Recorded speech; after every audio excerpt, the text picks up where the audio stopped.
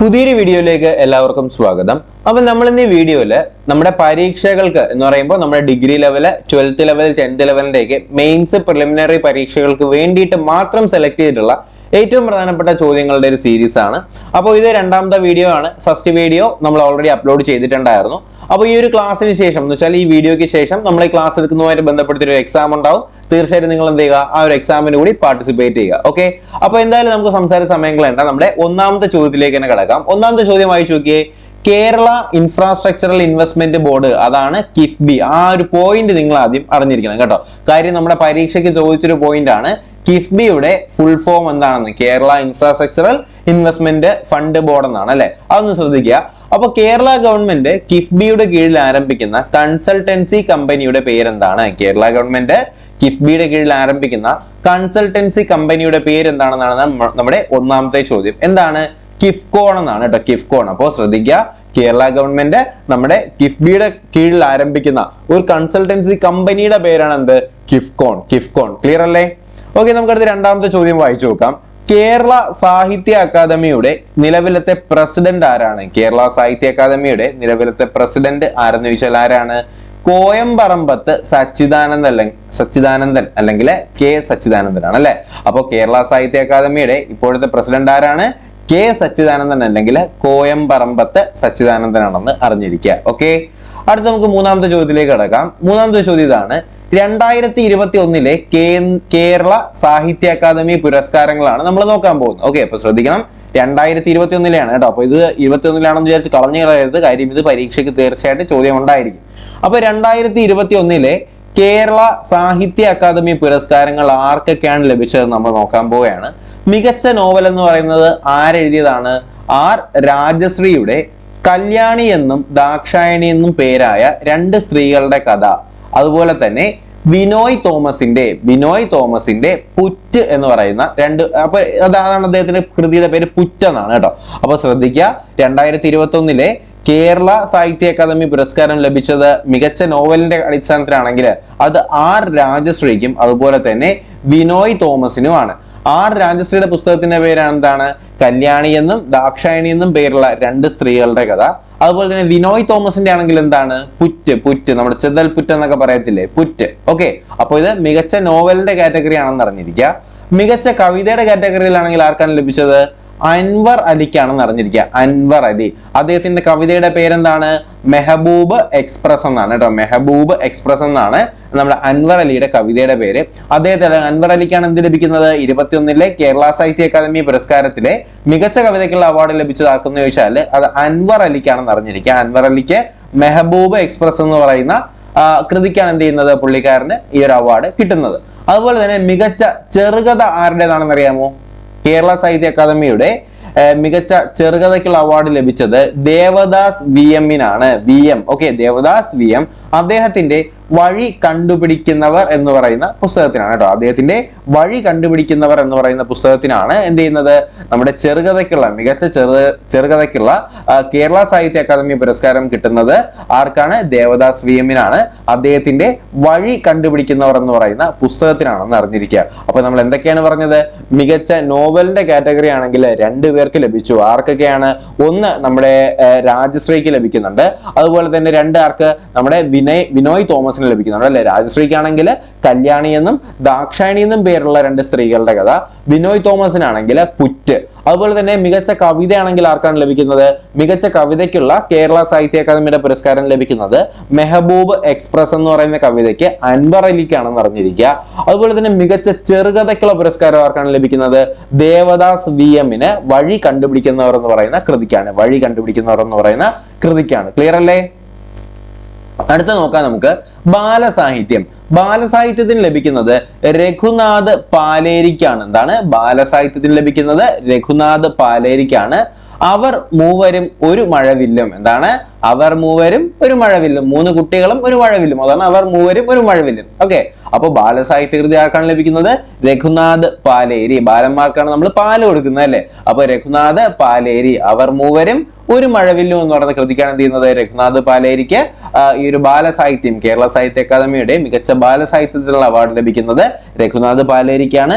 അവർ മൂവരും ഒരു മഴവില്ലും. നാടകമാണെങ്കിലോ പ്രദീപ് മുണ്ടൂര് നമുക്ക് ജീവിതം പറയാമെന്ന് പറയുന്ന നാടകത്തിനാണ് പുള്ളിക്കാരൻ എന്ത് ചെയ്യുന്നത് ഈ ഒരു അവാർഡ് കിട്ടുന്നത്. ഓക്കെ, അപ്പോ മികച്ച നാടകത്തിനാണെങ്കിൽ പ്രദീപ് മുണ്ടൂരാണ് അദ്ദേഹത്തിന് ഈ നാടകത്തിനുള്ള അവാർഡ് ലഭിക്കുന്ന, അല്ലെങ്കിൽ നമ്മുടെ കേരള സാഹിത്യ അക്കാദമിയുടെ ഈ 2021 മികച്ച നാടകത്തിനുള്ള അവാർഡ് ലഭിക്കുന്നതാണ് നമ്മുടെ പ്രദീപ് മുണ്ടൂരിന്. അദ്ദേഹത്തിന്റെ നാടകത്തിന്റെ പേരാണ് എന്ത്? നമുക്ക് ജീവിതം പറയാം അല്ലെ, നമുക്ക് ജീവിതം പറയാം. ക്ലിയർ അല്ലേ? ഓക്കെ, നമുക്ക് അടുത്ത ചോദ്യത്തിലേക്ക് പോകുന്നതിന് മുന്നേ വീഡിയോ കാണുന്ന എല്ലാവരും വീഡിയോ ഇപ്പൊ തന്നെ ഒന്ന് ലൈക്ക് ചെയ്യുക. തീർച്ചയായിട്ടും ക്ലാസ്സിനെ കുറിച്ചുള്ള നിങ്ങളുടെ അഭിപ്രായങ്ങൾ കമന്റുകളായിട്ട് രേഖപ്പെടുത്താനും മറക്കരുത്. കാര്യം നിങ്ങളുടെ അഭിപ്രായങ്ങളും നിർദ്ദേശങ്ങളും നിങ്ങളുടെ കമന്റും ഒക്കെ തന്നെയാണ് പുതിയ പുതിയ വീഡിയോസ് അപ്ലോഡ് ചെയ്യാനായിട്ട് നമ്മളെ പ്രോത്സാഹിപ്പിക്കുന്നത്. അപ്പൊ എന്തായാലും നമുക്ക് അടുത്ത ഇതിലേക്ക് തന്നെ കിടക്കാം. ജീവിത ചരിത്രം അല്ലെങ്കിൽ ആത്മകഥ, മികച്ച ജീവിത ചരിത്രം അല്ലെങ്കിൽ മികച്ച ആത്മകഥയ്ക്കുള്ള പുരസ്കാരം ആർക്കാണ് ലഭിക്കുന്നത്? TJ ജോസഫിനാണ്. അതുപോലെ തന്നെ M കുഞ്ഞാമനും ലഭിക്കുന്നുണ്ട് കേട്ടോ. അപ്പൊ രണ്ടുപേർക്ക് ലഭിക്കുന്നുണ്ട്. മികച്ച ജീവചരിത്രത്തിനും ജീവചരിത്രം അല്ലെങ്കിൽ ആത്മകഥയ്ക്കുള്ള അവാർഡ് രണ്ടുപേർക്ക് ലഭിക്കുന്നുണ്ട്. TJ ജോസഫിനും M കുഞ്ഞാമനും ലഭിക്കുന്നുണ്ട്. TJ ജോസഫിന്റെ ആത്മകഥയുടെ പേരെന്താണ്? അറ്റുപോകാത്ത ഓർമ്മകൾ എന്നാണ് കേട്ടോ. അറ്റുപോകാത്ത ഓർമ്മകൾ. M കുഞ്ഞാമന്റെ ആണെങ്കിലോ M കുഞ്ഞാമന്റെ എതിര്. അപ്പോൾ ജീവചരിത്രം അല്ലെങ്കിൽ ആത്മകഥയ്ക്കുള്ള കേരള സാഹിത്യ അക്കാദമിയുടെ മികച്ച ആത്മകഥ അല്ലെങ്കിൽ ജീവചരിത്രത്തിനുള്ള പുരസ്കാരം ലഭിക്കുന്ന ആർക്കൊക്കെയാണ്? TJ ജോസഫിനും അതുപോലെ തന്നെ M കുഞ്ഞാമനുമാണ്. TJ ജോസഫിനാണെങ്കിൽ അറ്റുപോകാത്ത ഓർമ്മകളും M കുഞ്ഞാമനാണെങ്കിൽ എതിരും കേട്ടോ. എന്താണ് TJ ജോസഫിൻ്റെത്? അറ്റുപോകാത്ത ഓർമ്മകള്. M കുഞ്ഞാമന്റെ ആണെങ്കിൽ എതിരാണെന്ന് അറിഞ്ഞിരിക്കുക. എതിരാണ്. ക്ലിയർ അല്ലേ? അടുത്ത പുസ്തകത്തിലേക്ക് നമുക്ക് കിടക്കാം. മികച്ച യാത്രാ വിവരണം ആരുടേതാണ്? വേണുവിന്റെ ആണ് കേട്ടോ. എന്താണ്? നഗ്നരും നരഭോജികളും എന്ന് പറയുന്ന കൃതിക്കാണ് വേണുവിന് മികച്ച കേരള സാഹിത്യ അക്കാദമിയുടെ യാത്രാ വിവരണത്തിനുള്ള പുരസ്കാരം ലഭിക്കുന്നത്. അപ്പോ നമ്മുടെ യാത്രാ വിവരണത്തിനുള്ള പുരസ്കാരം ലഭിക്കുന്ന ആർക്കാണ്? വേണുവിനാണ്. വേണുവിന്റെ പുസ്തകത്തിന്റെ പേരെന്താണ്? നഗ്നരും നരഭോജികളും. അതുപോലെ തന്നെ നമ്മുടെ വിശിഷ്ട അംഗത്വം ലഭിച്ചവർ ആരൊക്കെയാണെന്ന് ചോദിച്ചാൽ ഒന്ന് നമ്മുടെ വൈശാഖനാണ് കേട്ടോ. വൈശാഖനാണ്. അതുപോലെ തന്നെ രണ്ടെന്ന് പറയുന്നത് KP ശങ്കരനാണ്. ഓക്കെ, അപ്പൊ വിശിഷ്ട അംഗത്വം ലഭിച്ചത് ആരൊക്കെയാണ്? നമ്മുടെ വൈശാഖനും അതുപോലെ തന്നെ KP ശങ്കരനുമാണ് വിശിഷ്ട അംഗത്വം ലഭിക്കുന്നതെന്ന് അറിഞ്ഞിരിക്കുക. ക്ലിയർ അല്ലേ? അപ്പൊ എന്തായാലും നമ്മുടെ ഈ ഒരു നമ്മുടെ 2021 കേരള സാഹിത്യ അക്കാദമിയിൽ നമ്മൾ ഈ പറഞ്ഞ ഇത്രയും പോയിന്റുകൾ നിങ്ങൾക്ക് ക്ലിയർ ആണെന്ന് തന്നെ പ്രതീക്ഷിക്കുന്നു. അപ്പൊ ഞാൻ അത് ഒന്നും കൂടി പറയുകയാണ്. മികച്ച നോവലിന് 2021 കേരള സാഹിത്യ അക്കാദമിയുടെ മികച്ച നോവലിനുള്ള പുരസ്കാരം ലഭിച്ചത് ആർക്കാണ്? R രാജശ്രീക്കാണ്. R രാജശ്രീയുടെ പുസ്തകത്തിന്റെ പേരെന്താണ്? നോവലിന്റെ പേരെന്താണ്? കല്യാണി എന്നും ദാക്ഷായണി എന്നും പേരുള്ള രണ്ട് സ്ത്രീകളുടെ കഥ. അതുപോലെ തന്നെ വിനോയ് തോമസിന്റെ പുറ്റ് എന്ന് പറയുന്ന കൃതിക്ക് എന്ത് ലഭിക്കുന്നു? മികച്ച നോവലിനുള്ള പുരസ്കാരം ലഭിക്കുന്നു. മികച്ച കവിതയാണെങ്കിൽ അത് അൻവർ അലിയുടെ മെഹബൂബ് എക്സ്പ്രസ് ആണ് അല്ലെ. എക്സ്പ്രസ് ആണ്. എന്നാൽ മികച്ച ചെറുകഥയാണെങ്കിൽ അത് ആരുടേതാണ്? ചെറുകഥയാണെങ്കിൽ ദേവദാസ് വിഎമ്മിന്റെ വഴി കണ്ടുപിടിക്കുന്നവർ. ക്ലിയർ അല്ലേ? വഴി കണ്ടുപിടിക്കുന്നവർക്കാണ് മികച്ച ചെറുകഥയ്ക്കുള്ള പുരസ്കാരം ലഭിക്കുന്നത്. എന്നാൽ ബാലസാഹിത്യം ആണെങ്കിലോ മികച്ച ബാലസാഹിത്യത്തിനുള്ള കേരള സാഹിത്യ അക്കാദമിയുടെ പുരസ്കാരം ആർക്കാണ് ലഭിക്കുന്നത്? അത് രഘുനാഥ് പാലേരി. നമ്മൾ പറഞ്ഞു ബാലന്മാർക്ക് പാല് കൊടുക്കും അല്ലെ. രഘുനാഥ് പാലേരി. അവർ മൂവരും ഒരു മഴവില്ലും. നാടകമാണെങ്കിൽ ആരുടേതാണ് നാടകം? പ്രദീപ് മുണ്ടൂരിന്റെയാണ് നാടകം. പ്രദീപ് മുണ്ടൂരിന്റെ നാടകത്തിന്റെ പേരെന്താണ്? നമുക്ക് ജീവിതം പറയാം. എന്നാൽ ജീവചരിത്രം അല്ലെങ്കിൽ ആത്മകഥ ആരുടേതാണ്? TJ ജോസഫിന്റെ ആണ്. ജോസഫും അതുപോലെ തന്നെ M കുഞ്ഞാമനും കേട്ടോ. ജീവചരിത്രം അല്ലെങ്കിൽ ആത്മകഥ എത്ര പേർക്ക് കിട്ടുന്നു? 2 പേർക്ക് കിട്ടുന്നുണ്ട്. TJ ജോസഫിനും M കുഞ്ഞാമനും കിട്ടുന്നുണ്ട്. TJ ജോസഫിന് കിട്ടിയ കൃതിയുടെ പേര് അറ്റുപോകാത്ത ഓർമ്മകളും കുഞ്ഞാമന്റെ ആത്മകഥയുടെ പേര് എതിരും. ചിലപ്പോൾ ചോദിക്കാം TJ ജോസഫിന്റെ ആത്മകഥയുടെ പേരെന്താണ്? എന്താണ്? അറ്റുപോകാത്ത ഓർമ്മകളാണ് അല്ലെ. M കുഞ്ഞാമന്റെ ആണെങ്കിൽ എന്താണ്? എതിര് കേട്ടോ. M കുഞ്ഞാമന്റെ ആണ് എതിര്. അടുത്ത യാത്രാ വിവരണം ചോദിക്കുകയാണെങ്കിൽ അത് വേണുവിന്റെ നഗ്നരും നരഭോജികളും. അപ്പൊ യാത്രാ വിവരണം ആണെങ്കിൽ നഗ്നരും നരഭോജികളും വേണു. ഓക്കെ, അടുത്ത വിശിഷ്ട അംഗത്വം ലഭിച്ചവർ ആരൊക്കെയാണ്? വൈശാഖന്റെ തൂലികാനാം അല്ലെങ്കിൽ വൈശാഖൻ എന്നറിയപ്പെടുന്ന ആരെയാണ്? MK ഗോപിനാഥൻ നായരെയാണ് വൈശാഖൻ എന്നറിയപ്പെടുന്നത്. അപ്പോ വിശിഷ്ട അംഗത്വം ലഭിച്ചത് 2 പേർക്കാണ്. വൈശാഖനും അതുപോലെ തന്നെ KP ശങ്കരനും കേട്ടോ. വൈശാഖനും KP ശങ്കരനുമാണ് വിശിഷ്ട അംഗത്വം ലഭിക്കുന്നത്. അപ്പോൾ ഇത്രയും പോയിന്റ്, നമ്മൾ ഈ പറഞ്ഞ ഇത്രയും പോയിന്റ് നിങ്ങൾക്ക് ക്ലിയർ ആണ് എന്ന് തന്നെ പ്രതീക്ഷിക്കുന്നു. അപ്പൊ നമുക്കിനി അടുത്ത പോയിന്റിലേക്ക് പോകാമല്ലോ. ഓക്കെ, അപ്പൊ കേരള സാഹിത്യ അക്കാദമി അവാർഡ് നമ്മളിപ്പോ പഠിച്ചിട്ടുണ്ട്. അപ്പൊ നമുക്ക് നോക്കാം. 2022 ജൂലൈയിലെ റിപ്പോർട്ട് പ്രകാരം ഇന്ത്യയിൽ ആകെ റാംസർ സൈറ്റുകളുടെ എണ്ണം എത്രയാണ്? അപ്പൊ നമ്മൾ റാംസർ സൈറ്റിനെ കുറിച്ചാണ് നമ്മൾ ഇനി നോക്കാനായിട്ട് പോകുന്നത്. അപ്പൊ 2022 ജൂലൈയിലെ റിപ്പോർട്ട് പ്രകാരം ഇന്ത്യയിലെ ആകെ റാംസർ സൈറ്റുകളുടെ എണ്ണം എന്ന് പറയുന്നത് 54 കേട്ടോ. 22 റിപ്പോർട്ട് പ്രകാരം 54 റാംസർ സൈറ്റുകളാണ് ഇന്ത്യയിലുള്ളത്. അപ്പൊ 2022 ജൂലൈയില് ഇന്ത്യയിൽ റാംസർ സൈറ്റുകൾ ആയത് ഏതൊക്കെയെന്നൊരു ചോദ്യം വരാൻ ചാൻസ് ഉള്ള നല്ലൊരു ചോദ്യമാണിത്. അപ്പൊ 22 ജൂലൈയിലെ നമ്മുടെ ഇന്ത്യയിലെ റാംസർ സൈറ്റുകളിൽ ചോദിക്കുന്ന ചോദ്യം ഇതായിരിക്കാം, ഈ പറയുന്നവയിൽ ഈ പക്ഷി സങ്കേതം ഏത് സംസ്ഥാനത്താണെന്ന് ചോദിക്കാം, അല്ലെങ്കിൽ ഇതിലെ റാംസർ സൈറ്റിൽ ഉൾപ്പെട്ടത് ഏതാണ്, ഉൾപ്പെടാത്തത് ഏതാണ്, ഉൾപ്പെട്ടതിൽ വരാത്തത് ഏതാണ് എന്നൊക്കെ പറഞ്ഞ് ചോദ്യം ഉണ്ടാവും. എന്തായാലും 22 ഇന്ത്യയിൽ റാംസർ സൈറ്റുകളിൽ ഇടം നേടിയത് പ്രധാനമായും 5 എണ്ണമാണ് ഉള്ളത്. അപ്പൊ അത് ഈ 5 എണ്ണം ഏതൊക്കെയാണ് എന്ന് നമുക്ക് നോക്കാം. ഒന്നെന്ന് പറയുന്നത് കരികിലി പക്ഷി സങ്കേതം. എന്താണ് ഒന്നെന്ന് പറയുന്നത്? കരികിലി പക്ഷി സങ്കേതം. അതെവിടെയാണ്? തമിഴ്നാട്ടിലാണ് കേട്ടോ. അപ്പൊ കൂടെ പറഞ്ഞേ, കരികിലി പക്ഷി സങ്കേതം അതെവിടെയാണ്? തമിഴ്നാട്ടിലാണ്. കരികിലി പക്ഷി സങ്കേതം തമിഴ്നാട്ടിലാണ്. 2022 ജൂലൈയില് റാംസർ സൈറ്റുകളായതാണ്. ഒന്ന് കരികിലി പക്ഷി സങ്കേതം തമിഴ്നാട്. രണ്ടെന്ന് പറയുന്നത് എന്താണ്? പല്ലിക്കരനൈ ചതുപ്പ് വനം. അതെവിടെയാണ്? അതും തമിഴ്നാട്ടിലാണ് കേട്ടോ. എന്താണ്? പല്ലിക്കരനൈ ചതുപ്പ് വനം. വെറൈറ്റി പേരാണ് അല്ലെ. ഒന്നെന്ന് പറയുന്നത് എന്താണ്? നമുക്ക് അതിൽ കീവേഡ് മാത്രം പഠിച്ചു പോവാം. ഒന്നാമത് എന്താണ്? കരി അല്ലെ, കരികിലി പക്ഷി സങ്കേതം തമിഴ്നാട്. രണ്ടെന്ന് പറയുന്നത് എന്താണ്? പല്ലി ചതുപ്പിലാണ് കാണപ്പെടുന്നതെന്ന് അറിഞ്ഞാൽ മതി. അപ്പൊ പല്ലിക്കരനൈ ചതുപ്പ് വനം അതെവിടെയാണ്? അതും തമിഴ്നാട്ടിൽ തന്നെയാണ്. മൂന്നാമത്തെ ആണെങ്കിൽ ഏതാണ്? പിച്ചാവരം കണ്ടൽ വനം. എന്താണ്? പിച്ചാവരം കണ്ടൽ വനം. ഈ പിച്ചാവരം കണ്ടൽ വനം എവിടെയാണെന്ന് അറിയാമോ? പിച്ചാവരം അതും തമിഴ്നാട്ടിൽ നിന്നാണ്. അപ്പൊ തമിഴ്നാട്ടിൽ നിന്ന് നമുക്ക് എത്ര എണ്ണം വന്നു? 3 എണ്ണം വന്നു അല്ലെ. അപ്പൊ 2022 ജൂലൈയില് ഇന്ത്യയിലെ റാംസർ സൈറ്റിൽ ഇടം നേടിയത് തമിഴ്നാട്ടിൽ നിന്ന് 3 വന്യജീവി സങ്കേതങ്ങളാണ്. ഏതൊക്കെയാണ്? ഒന്നെന്ന് പറയുന്നത് കരികിലി പക്ഷി സങ്കേതം, രണ്ടെന്ന് പറയുന്നത് പല്ലിക്കരനൈ ചതുപ്പ് വനം, മൂന്നെന്ന് പറയുന്നത് പിച്ചാവരം കണ്ടൽ വനം. അടുത്ത് നമുക്ക് നോക്കേണ്ടത് നാലാമത്തേതാണ് സഖ്യസാഗർ തടാകം. ഈ സഖ്യസാഗർ തടാകം എവിടെയാണ്? നമ്മുടെ മധ്യപ്രദേശിലാണ്. ഉറപ്പായി ഇങ്ങനെ ഒരു ചോദ്യം പ്രതീക്ഷിക്കാം. സഖ്യസാഗർ തടാകം ഏത് സംസ്ഥാനത്തിലാണ്? എവിടെയാണ്? മധ്യപ്രദേശിലാണ് കേട്ടോ. അപ്പോ സഖ്യസാഗർ തടാകം ഏത് സംസ്ഥാനത്തിലാണ്? മധ്യപ്രദേശിലാണ് സഖ്യസാഗർ തടാകം ഉള്ളത്. അതുപോലെ തന്നെ 5ാമത്തെ ചോദ്യം എന്ന് പറയുന്നത് എന്താണ്? പാലാ തണ്ണീർത്തടം. എന്താണ്? പാലാ തണ്ണീർത്തടം. നമ്മൾ ഈ പാല എന്നൊക്കെ കേട്ടിട്ട് നമ്മുടെ കേരളത്തിലെ പാലയൊന്നും പറഞ്ഞു കളയരുത്. ഈ പാലാ തണ്ണീർത്തടം ഉള്ളത് മിസോറാമിലാണ്. അപ്പൊ ഈ 5 എണ്ണം ഇപ്പൊ തന്നെ പഠിച്ചു പോവുക. അപ്പൊ 2022 ജൂലൈയില് ഇന്ത്യയിലെ റാംസർ സൈറ്റുകൾ ആയത് ഏതൊക്കെയെന്ന് ചോദിച്ചാല്, ഒന്ന് നമ്മുടെ കരികിലി പക്ഷി സങ്കേതം തമിഴ്നാട്, രണ്ടെന്ന് പറയുന്നത് പല്ലിക്കരനൈ ചതുപ്പ് വനം അതെവിടെയാണ്? തമിഴ്നാട്ടിലാണ്. 3 പിച്ചാവരം കണ്ടൽ വനം അതെവിടെയാണ്? തമിഴ്നാട്ടിലാണ്. അതുപോലെ തന്നെ സഖ്യസാഗർ തടാകം മധ്യപ്രദേശിലാണ്. സഖ്യസാഗർ തടാകം എവിടെയാണ്? മധ്യപ്രദേശിലാണ്. സഖ്യസാഗർ മധ്യപ്രദേശ്. 5ാമത് വരുന്നത് പാലാ തണ്ണീർത്തടം. ഈ പാലാ തണ്ണീർത്തടം എവിടെയാണ്? മിസോറാമിലാണ് എന്ത്? പാലാ തണ്ണീർത്തടം ഉള്ളത്. ഓക്കെ അല്ലേ? അപ്പോൾ ഈ 5 ചോദ്യങ്ങളും നിങ്ങൾക്ക് ക്ലിയർ ആണ് എന്ന് തന്നെ പ്രതീക്ഷിക്കുന്നു. അപ്പൊ നമ്മൾ നേരത്തെ പറഞ്ഞത് ഓർമ്മയുണ്ടല്ലോ, 2022 ജൂലൈയിലെ ഈ ഒരു റിപ്പോർട്ട് പ്രകാരം ഇന്ത്യയിൽ ആകെ മൊത്തത്തില് എത്ര റാംസർ സൈറ്റുകളാണുള്ളത്? 54 റാംസർ സൈറ്റുകളാണുള്ളത്.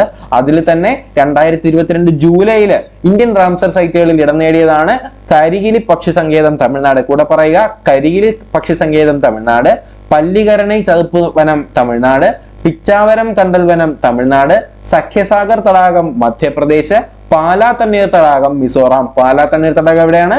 മിസോറാം ആണ്. ക്ലിയർ അല്ലേ? അപ്പൊ നമ്മളിപ്പോ 2 ടോപ്പിക്കുകൾ നമ്മൾ പറഞ്ഞിട്ടുണ്ടായിരുന്നു. നമ്മുടെ 2022 കേരള സാഹിത്യ അക്കാദമി പുരസ്കാരവും അതുപോലെ തന്നെ എന്താണ് 2022 റാംസർ സൈറ്റുകളായത്. ഓക്കെ, അപ്പോൾ ഈ ഒരു 21 ഈ കേരള സാഹിത്യ അക്കാദമി പുരസ്കാരം വളരെ പ്രധാനപ്പെട്ടതാണ്. ഒന്നും കൂടി ഞാൻ വേണമെങ്കിൽ ഒന്ന് വായിച്ചു തരാം. മികച്ച നോവലായത് രാജശ്രീയുടെയും വിനോയുടെ മികച്ച നോവൽ വിഭാഗത്തിൽ സെലക്ട് ചെയ്തിട്ടുള്ളത് ആർ രാജശ്രീയും അതുപോലെ തന്നെ വിനോയ് തോമസുമാണ്. ആർ രാജശ്രീയുടേതാണ് കല്യാണി എന്നും ദാക്ഷാണി എന്നും പേരുള്ള 2 സ്ത്രീകളുടെ കഥ. വിനോയ് തോമസിന്റെ എന്താണ്? പുറ്റാണ് അല്ലെ. വിനോയ് തോമസിന്റേത് പുറ്റാണ്. മികച്ച കവിതയാണെങ്കിൽ അൻവർ അലിയുടെ മെഹബൂബ് എക്സ്പ്രസ് ആണ്. അതുപോലെ തന്നെ മികച്ച ചെറുകഥയായത് ദേവദാസ് VM-ന്റെ വഴി കണ്ടുപിടിക്കുന്നവർ. മികച്ച ചെറുകഥ ദേവദാസ് VM-ന്റെ വഴി കണ്ടുപിടിക്കുന്നവർ. ബാലസാഹിത്യ പുരസ്കാരം ലഭിക്കുന്നത് നമ്മുടെ രഘുനാഥ് പാലേരിയുടെ അവർ മൂവരും ഒരു മഴവില്ലും. നാടകമാണെങ്കിൽ പ്രദീപ് മുണ്ടൂരിന്റെ നമുക്ക് ജീവിതം പറയാം. ജീവചരിത്രമാണെങ്കിൽ ആരുടേതാണ്? ജീവചരിത്രം അല്ലെങ്കിൽ ആത്മകഥയാണെങ്കിൽ TJ ജോസഫിന്റെ അറ്റുപോകാത്ത ഓർമ്മകൾ, M കുഞ്ഞാമന്റെ അതിര്. അതുപോലെ തന്നെ യാത്രാ വിവരണം നമ്മൾ പറഞ്ഞു, വേണു നഗ്നരും നരഭോജികളും. വിശിഷ്ടാംഗത്വം ലഭിച്ചതാണ് നമ്മുടെ വൈശാഖൻ അല്ലെങ്കിൽ ആരാണ്? MK ഗോപിനാഥൻ നായർ. അതുപോലെ തന്നെ KP ശങ്കരനും അല്ലെ, KP ശങ്കരൻ. അപ്പോ അത് ക്ലിയർ അല്ലേ? പിന്നെ നമ്മൾ പറഞ്ഞ ഈ ഒരു റാംസർ സൈറ്റ്. അപ്പോൾ ഈ രണ്ട് പോയിന്റുകൾ എന്ന് പറഞ്ഞാൽ നമ്മൾ പറഞ്ഞ ഇത്രയും പോയിന്റുകൾ നിങ്ങൾക്ക് ക്ലിയർ ആണ് എന്നുണ്ടെങ്കിൽ നമുക്ക് എന്തായാലും ഇന്നത്തെ എക്സാമിലേക്ക് കിടക്കാം അല്ലെ. അപ്പൊ നമുക്ക് കിടക്കാം എക്സാമിലേക്ക്. അപ്പോൾ നമുക്ക് എക്സാമിലേക്ക് കിടക്കാം. ഈ ഒരു എക്സാമിൽ 5 ചോദ്യങ്ങൾ ഉണ്ടാവും. ഈ 5 ചോദ്യങ്ങൾക്ക് ഉത്തരം നിങ്ങൾക്ക് കിട്ടുന്നുണ്ടോ എന്നുള്ള കാര്യം നിങ്ങളൊന്ന് ചെക്ക് ചെയ്ത് നോക്കുക. അപ്പോൾ ഞാൻ ചോദ്യം വായിക്കുകയാണ്. ഒന്നാമത്തെ ചോദ്യം ഇതാണ്: 2022